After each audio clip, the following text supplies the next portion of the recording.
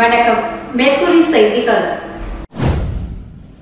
புதுச்சேரியில் ரேஷன் கடைகள் திறக்கப்பட்டு விலையில்லா அரிசியை மானிய விலையில் பருப்பு வகைகள், சர்க்கரை மற்றும் சமையல் எண்ணெய் உள்ளிட்டவை மீண்டும் வழங்கப்படும் என முதல்வர் ரங்கசாமி கூறியுள்ளார்.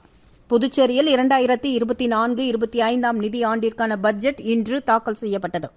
நிதித்துறைக்கு பொறுப்பு வகிக்கும் முதல்வர் ரங்கசாமி பட்ஜெட்டை சட்டப்பேரவையில் இன்று தாக்கல் செய்தார். அதில் 12,700 கோடிக்கான நிதிநிலை அறிக்கை தாக்கல் செய்யப்பட்டது.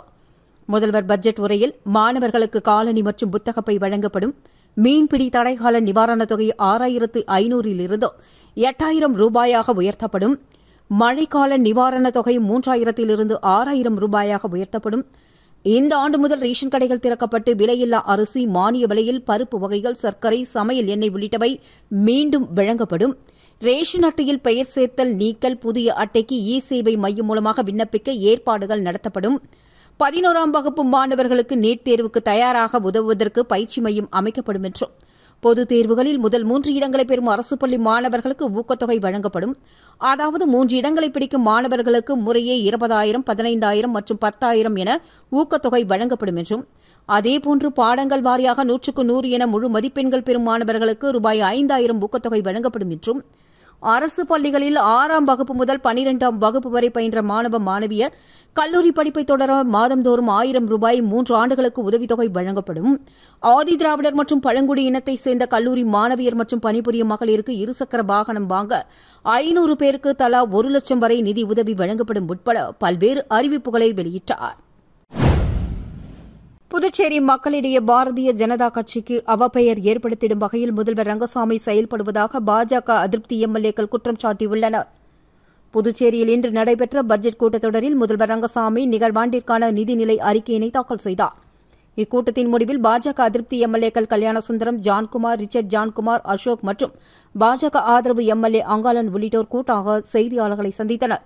அப்போது பேசிய கல்யாணசுந்தரம் எம்எல்ஏ, ஒரு மாநிலத்தின் முதல்வர் என்ற வகையில் கூட மத்தியில் நடைபெற்ற நிதி ஆயோக் கூட்டத்தில் கலந்து கொள்ளாமல் பாஜக மீது புதுச்சேரி மக்கள் மத்தியில் அவப்பெயர் ஏற்படுத்தும் வகையில் முதல்வர் ரங்கசாமி இங்கே நிதிநிலை அறிக்கை தாக்கல் செய்திருப்பது உள்ளபடியே வருத்தம் அளிப்பதாக குற்றம் சாட்டினார். பிரதமர் மோடி பதவியேற்பு விழாவிற்கு அழைப்பு வந்தபோது கூட நமது முதல்வர் ரங்கசாமி கலந்து கொள்ளவில்லை என்றும், நிதி ஆயோக் கூட்டத்திலும் கலந்து கொள்ளவில்லை என்றும், பாஜக எம்எல்ஏக்களின் தொகுதிகளை புறக்கணிப்பதன் மூலம் மத்திய அரசு நிதி வழங்கவில்லை என்ற பொய்யான கூற்றை மக்களிடையே உருவாக்குவதன் மூலமும் புதுச்சேரியில் பாஜக மீது மக்களுக்கு வெறுப்பை உண்டாக்கும் வகையிலும் முதல்வர் ரங்கசாமி செயல்பட்டு வருகிறார் என்றும் குற்றம் சாட்டினார். மேலும், இனியாவது முதல்வர் மத்திய அமைச்சர்களை, பிரதமரை நேரில் சந்தித்து மாநில வளர்ச்சிக்கான முழு நிதியை பெற்று புதுச்சேரியை முன்னேற்ற பாதையில் கொண்டு செல்ல வேண்டும் என்றும் அப்பொழுது அவர் தெரிவித்தார். முதலமைச்சர் ரங்கசாமி தாக்கல் செய்துள்ள பட்ஜெட் எதிர்பார்ப்பு ஏதும் இல்லாத மக்களை ஏமாற்றிடும் பட்ஜெட் என எதிர்க்கட்சித் தலைவர் சிவா குற்றம் சாட்டியுள்ளார். புதுச்சேரி சட்டப்பேரவை பட்ஜெட் கூட்டத்தொடரில் இன்று நிதித்துறை பொறுப்பு வகிக்கும் முதல்வர் ரங்கசாமி 2024-25 நிதி ஆண்டிற்காக 12,700 கோடி பட்ஜெட்டை பேரவையில் இன்று தாக்கல் செய்தார். பட்ஜெட் கூட்டத்திற்கு பின்னர் செய்தியாளர்களை சந்தித்த எதிர்க்கட்சித் தலைவர் சிவா, புதுச்சேரிக்கு ஒன்றிய அரசின் சிறப்பு நிதி ஏதும் கிடைக்கவில்லை, நீண்டகால திட்டங்கள் ஏதும் இந்த பட்ஜெட்டில் இல்லை, குறிப்பாக தொழில் வளர்ச்சிக்கு எந்தவொரு அறிவிப்பும் குறிப்பிடப்படவில்லை, அதோடு மின்துறை தனியார் மயம் அறிவிப்பு வெளியிடப்பட்டுள்ள நிலையில் மக்களை கேட்காமல் smart meter, electric meter, prepaid meter என யாரையும் கேட்காமல் அரசின் ஒப்புதல் இல்லாமலும் 450 கோடி செலவு செய்யப்பட்டுள்ளது, யாரிடம் கேட்டு இதனை செய்தார்கள் என்று தெரியவில்லை என்றும் கேள்வி எழுப்பினார். அது மட்டுமல்லாமல் இந்த பட்ஜெட்டில் 500 கோடியில் மின்துறை நவீனப்படுத்தப்படும் என்று தெரிவித்துள்ளதாகவும், எந்த அடிப்படையில் நவீனப்படுத்தப்படும் என்ற திட்டமிடல் இல்லை என்றும், துறைமுகத்தை தூர்வாரியிருந்தால் சரக்கு கப்பல்களை கையாண்டு வருவாய் ஈட்டியிருக்கலாம், ஆனால் அதற்கான திட்டமிடல் ஏதும் இல்லை என்றும் பல்வேறு குற்றச்சாட்டுகளை முன்வைத்தார். தொடர்ந்து பேசிய அவர், கடந்த பட்ஜெட்டில் அறிவிக்கப்பட்ட திட்டங்கள் தான் தற்பொழுதும் தெரிவிக்கப்பட்டுள்ளது என்றும், எது கேட்டாலும் செய்கிறோம், பார்க்கலாம் என்பது போன்ற பதில்கள் வருவதாகவும், ஆதி திராவிடர் மக்களுக்கு நீண்ட காலமாக மனைப்பட்டா வழங்கப்படவில்லை, அந்த மக்களுக்கான தொலைநோக்கு திட்டங்கள் ஏதும் இல்லாமல் உதவித்தொகை உயர்வு என்பது போல பாக்கெட் மணிக்காக சில அறிவிப்புகளை கொடுத்திருப்பதாகவும், பிற்படுத்தப்பட்ட மக்களின் வளர்ச்சிக்கு எந்த ஒரு நிதியும் ஒதுக்கப்படவில்லை என்றார். பல ஆண்டுகளாக கரசூர் வரைபடம் தயாரித்துக் கொண்டிருக்கிறோம் என்று கூறுவதை இந்த ஆண்டும் கூறியுள்ளதாகவும், என்னத்தான் செய்யப் போகிறார்கள் என்று தெளிவாக குறிப்பிடப்படவில்லை என்றும், ரங்கசாமி நிர்பந்தத்தின் பேரில் இந்த பட்ஜெட்டினை தாக்கல் செய்துள்ளதாகவும், மிகுந்த எதிர்பார்ப்பை ஏற்படுத்தியிருக்க வேண்டிய பட்ஜெட் எதிர்பார்ப்பு எதுவுமே இல்லாமல் மக்களை ஏமாற்றும் பட்ஜெட்டாக அமைந்துள்ளது என்றும், எதிர்க்கட்சித் தலைவர் சிவா குற்றம் சாட்டியுள்ளார். பாஜக அதிருப்தி சட்டமன்ற உறுப்பினர்கள் கூறுவது எல்லாம் அக்கட்சியின் கருத்தாக இருந்தால் இந்த அரசுக்கு ஆதரவு அளிக்கும் நிலையில் இருந்து பாஜக வெளியே வந்துவிடலாம் என்று அதிமுக மாநில செயலாளர் அன்பழகன் கூறியுள்ளார். இது தொடர்பாக தலைமை அலுவலகத்தில் செய்தியாளர்களை சந்தித்து பேசிய அவர், அதிமுகவினர் பல்வேறு கோரிக்கைகளை ஏற்று முதலமைச்சர் ரங்கசாமி பல்வேறு நலத்திட்டங்களை இந்த பட்ஜெட்டில் அறிவித்துள்ளார் என்றும் அதற்கு அவருக்கு பாராட்டுதல்களை தெரிவித்துக் கொள்வதாகவும் தெரிவித்தார். மேலும் இந்த பட்ஜெட் ஒரு தொலைநோக்கு சிந்தனை இல்லாத ஒரு உரையாக உள்ள பட்ஜெட் உரை என்றும் குற்றம் சாட்டினார். மேலும் கடந்த முறை அறிவித்த திட்டங்களை இந்த ஆளும் பாஜக அரசு செயல்படுத்தாமல் உள்ளதை சுட்டிக்காட்டிய அவர், இதனை கண்டித்து எதிர்க்கட்சியினர் வெளிநடப்பு செய்திருக்க வேண்டும், ஆனால் செய்யவில்லை என்றும், எனவே புதுவையில் எதிர்க்கட்சிகள் இல்லாத நிலை உள்ளதை அவர் சுட்டிக்காட்டினார். மேலும் பாஜக அதிருப்தி சட்டமன்ற உறுப்பினர்கள் கூறுவது எல்லாம் அக்கட்சியின் கருத்தாக இருந்தால் இந்த அரசுக்கு ஆதரவு அளிக்கும் நிலையில் இருந்து பாஜக வெளியே வந்துவிடலாம் என்றும், வெளியே வந்துவிட்டு இதுபோன்ற கருத்துக்களை கூறினால் ஏற்புடையதாக இருக்கும், இல்லையென்றால் முதலமைச்சர் கோபமடைந்து அவர்களை கூட்டணியிலிருந்து வெளியேற்றலாம். ஆனால் இவை இரண்டுமே நடக்காது என அதிமுக மாநில செயலாளர் அன்பழகன் திட்டவட்டமாக கூறியுள்ளார். புதுச்சேரியில் மிகவும் பிரசித்தி பெற்ற ஸ்ரீ வேதபுரீஸ்வரர் கோவிலில் வளர்பிறை பிரதோஷ பூஜையில் திரளான பக்தர்கள் பங்கேற்று தரிசனம் செய்தனர். புதுச்சேரியில் மிகவும் பிரசித்தி பெற்ற வளர்பிறை பிரதோஷ நாளில் நந்திதேவனை வழங்குவது மிகவும் சிறப்பு. அருள்மிகு திரிபுர சுந்தரி சமேத ஸ்ரீ வேதபுரீஸ்வரர் ஆலயத்தில் பிரதோஷ பூஜை விமர்சையாக இன்று நடைபெற்றது. இந்த வளர்பிறை பிரதோஷ நாளில் நந்தி பகவான் மற்றும் மூலவர் வேதபுரீஸ்வரருக்கு பால், தயிர், இளநீர், பன்னீர், சந்தனம், திருநீர் உட்பட பல்வேறு வாசனை திரவியங்கள் கொண்டு சிறப்பு அபிஷேக ஆராதனைகள் நடத்தப்பட்டது. தொடர்ந்து அலங்கரிக்கப்பட்ட நந்தி மற்றும் மூலவருக்கு மகாதீபாராதனை காண்பிக்கப்பட்டது. இதில் திரளான பக்தர்கள் பங்கேற்று தரிசனம் செய்தனர்.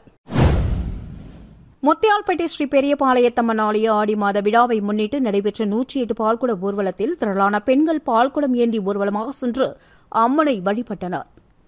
புதுச்சேரி முத்தியால்பேட்டை காந்தி வீதியில் அமைந்துள்ளது ஸ்ரீ பெரியபாளையத்தம்மன் ஆலயம். இவ்வாலயத்தின் ஆடி மாத விழா கொடியேற்றம் கடந்த 15ஆம் தேதி நடைபெற்றது. இதனை முன்னிட்டு நாள்தோறும் அம்மனுக்கு சிறப்பு அலங்காரம் செய்யப்பட்டு அபிஷேகங்கள் நடத்தப்பட்டது. இந்நிலையில் முக்கிய நிகழ்வான இன்று 108 பால்குட ஊர்வலம் சிறப்பான முறையில் நடைபெற்றது. இதில் முத்தியால்பேட்டை மற்றும் சுற்றுவட்டார பகுதிகளைச் சேர்ந்த பெண்கள் திரளானோர் கலந்து கொண்டு பால்குடம் ஏந்தி ஊர்வலமாக சென்று அம்மனை வழிபட்டனர். நிகழ்ச்சிக்கான ஏற்பாடுகளை கோவில் நிர்வாகத்தினர் செய்திருந்தனர். உசுடு தொகுதிக்கு உட்பட்ட பிள்ளையார்குப்பம் பகுதியில் குடிநீர் பற்றாக்குறையை போக்கிடும் வகையில் ரூபாய் 15.50 லட்சம் மதிப்பீட்டில் அமைக்கப்பட்ட புதிய ஆழ்துளை கிணறு போரினை அமைச்சர் சாய்ஜே சரவணகுமார் துவக்கி வைத்தார். உசுடு தொகுதிக்கு உட்பட்ட பிள்ளையார்குப்பம் மற்றும் அதனை சுற்றியுள்ள பகுதிகளில் நிலவும் குடிநீர் பற்றாக்குறையை போக்கும் வகையில் பொதுப்பணித்துறை மூலமாக ரூபாய் 15.50 லட்சம் செலவில் ஆழ்துளை கிணறு போர் அமைக்கப்பட்டு அதன் துவக்க நிகழ்ச்சி இன்று நடைபெற்றது. இதில் தொகுதி சட்டமன்ற உறுப்பினரும் அமைச்சருமான சாய்ஜே சரவணகுமார் கலந்து கொண்டு மக்கள் பயன்பாட்டிற்காக புதிதாக அமைக்கப்பட்ட ஆழ்துளை கிணறு போரினை துவக்கி வைத்தார். இதில் பொதுப்பணித்துறை அதிகாரிகள், தொகுதி பாஜக நிர்வாகிகள் உட்பட அப்பகுதி மக்கள் திரளானோர் கலந்து கொண்டனர். புதுச்சேரி ஸ்ரீ வாசவி கன்னிகா பரமேஸ்வரி ஆலயத்தின் ஆடி வெள்ளியை முன்னிட்டு அஸ்வ பூஜை விழா நடைபெற்றது.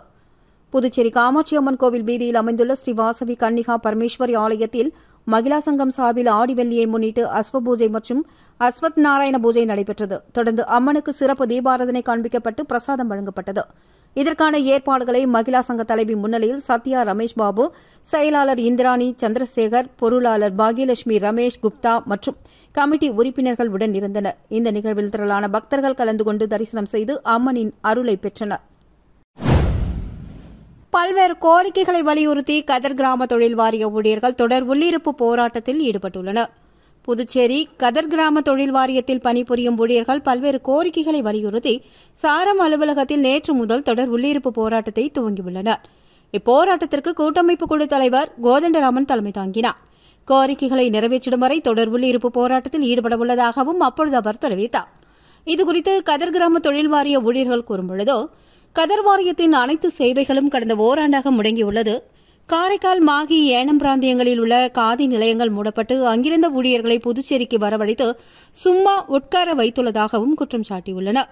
சோப்பு, மெத்தை கவர் மற்றும் நூல் உற்பத்தி கூடங்கள், ஸ்டீல் பர்னிச்சர் உற்பத்தி கூடங்களுக்கு மூலப்பொருட்கள் வழங்கப்படவில்லை என்று குற்றம் சாட்டிய அவர்கள் ஊழியர்களுக்கு காலத்தோடு சம்பளம் பெற்றுக் கொடுப்பதில்லை என்றும் இந்த விவகாரத்தில் முதல்வர் ரங்கசாமி நேரடியாக தலையிட்டு தீர்வு காண வேண்டும் என்றும் கதர் கிராம வாரியத்தை மூட வேண்டும் என்று செயல்படும் அதிகாரிகளை மாற்றிட வேண்டும் என்றும் அதுவரை தங்களுடைய உள்ளிருப்பு போராட்டம் தொடரும் என்றும் தெரிவித்துள்ளனர்.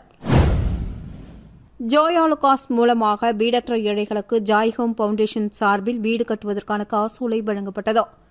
புதுச்சேரி மாநிலத்தில் வீடற்ற ஏழைகளுக்கு மறுவாழ்வு செய்வதற்காக புதிய முயற்சிகளுடன் ஜோய் ஆலுகாஸ் ஜுவல்லரி குழுமத்தின் ஜாய் ஹோம் பவுண்டேஷன் மூலமாக வீடு கட்டுவதற்கான நிதி உதவி வழங்குவதற்கான நிகழ்ச்சிகள் ஏற்பாடு செய்யப்பட்டிருந்தது. மங்கலம் தொகுதிக்கு உட்பட்ட கணுவாய்பேட் பகுதியைச் சார்ந்த முகமது அலி மற்றும் வீரப்பன் ஆகிய குடும்பத்தினருக்கு தலா 1,50,000க்கான காசோலையை முன்னாள் சேர்மன் பாலமுருகன் சிறப்பு அழைப்பாளராக பங்கு பெற்று பயனாளிகள் மத்தியில் காசோலையை வழங்கினார். இந்த நிகழ்வில் ஜோய் ஆலுகாஸ் மேலாளர் ஷப்ஹீர், தலைவர் இனயத்துல்லா, துணைத் தலைவர் அப்துல் அஜீஸ், செயலாளர் சஹாதீன், துணை செயலாளர் கமருதீன், பொருளாளர் மௌலி சாஹில் ஹமீத் மற்றும் ஊழியர்கள், ஊர் முக்கிய பிரமுகர்கள், மூர்த்தி மற்றும் ஊர் பொதுமக்கள் உட்பட ஏராளமானோர் கலந்து கொண்டு சிறப்பித்தனர். மதகடிப்பட்டு கலிதத்தால்குப்பம் பகுதியில் திடீர் தீ விபத்தில் பாதிக்கப்பட்ட குடும்பத்திற்கு ஆங்காளன் எம்எல்ஏ நேரில் சென்று நிவாரண உதவி வழங்கி ஆறுதல் தெரிவித்தார். திருபுவனை சட்டமன்ற தொகுதிக்கு உட்பட்ட மதகடிப்பட்டு அடுத்த கலிதத்தால்குப்பம் திருக்கனூர் சாலையில் வசித்து வருபவர் வெற்றிவேல் மனைவி கம்சலா. கணவனை இழந்த இவர் தற்பொழுது கூலி வேலை செய்து வருகிறார்.